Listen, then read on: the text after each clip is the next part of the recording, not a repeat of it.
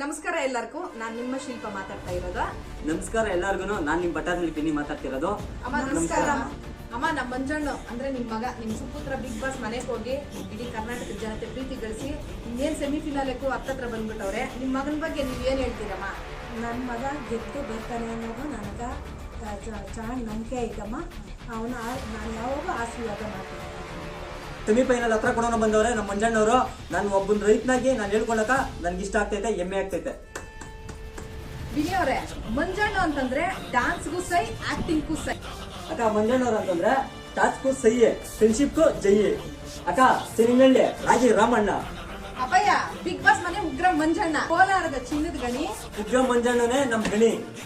ಅಮ್ಮ, ಪ್ರಪಂಚದಾಗ 1000 ಜನ ಒಬ್ಬ ವ್ಯಕ್ತಿನ ಇವ್ನು ಕಳ್ಳು, ಇವ್ನು ಸುಳ್ಳು, ಇವ್ನು ಏನು ಗತಿ ಇಲ್ದನು, ಇವ್ನು ಎಲ್ಲ ಇರೋ ದುರಂಕಾರಿ, ಇವ್ನು ಅಂತವನು ಇಂಥವನು ಅಂತ ಏನೇ ಹೇಳ್ಬೋದು.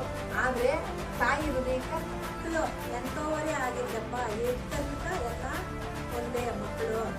ನಾನು ನಿಮ್ಗೆ ಸಿಹಿ ತಿನ್ಸೋದ್ರ ಮೂಲಕ, ನಿನ್ನ ಈ ತಾಯಿ ಹೃದಯದ ಮೂಲಕ ಇಡೀ ಕರ್ನಾಟಕದ ಜನತೆನ ಕೇಳೋದು ಏನಪ್ಪಾ ಅಂತಂದ್ರೆ, ನಮ್ಮ ಮಂಜಣ್ಣಕ್ಕೆ ವೋಟ್ ಮಾಡೋದ್ರ ಮೂಲಕ ಸಪೋರ್ಟ್ ಮಾಡಿ. ನಿಮ್ಮ ಆಶೀರ್ವಾದ ಯಾವತ್ತೂ ಸುಳ್ಳಾಗಲ್ಲ ಅಂತ ನಮ್ಗೊಂದು ನಂಬಿಕೆ ಇದೆ. ನಿಮ್ಮ ಆಶೀರ್ವಾದ ಇವ್ರ ಕುಟುಂಬದ ಮೇಲೇನೂ ಇರ್ಲಿ ಅಂತ ಕೇಳ್ಕೊಂತೀನಿ. ಎದ್ದು ಬಾ ಮಗನೇ, ಗೆದ್ದು ಬಾ ಮಂಜಣ್ಣ.